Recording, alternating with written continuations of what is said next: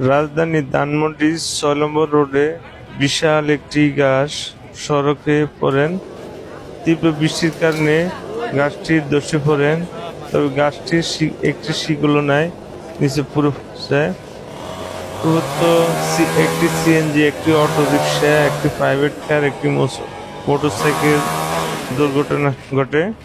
এতে একজন নারী যাত্রী আহত হন, আর বাকিরা কোনো ক্ষয়ক্ষতি হয়নি। যে সময় গাছটি পড়ে সড়কের তীব্র জ্যাম ছিল, তবে মহান রবের দরবার শুকরিয়া, গাছটি একবার স্লোভাবে পড়াতে এখানে তেমন হতাহত হয়নি।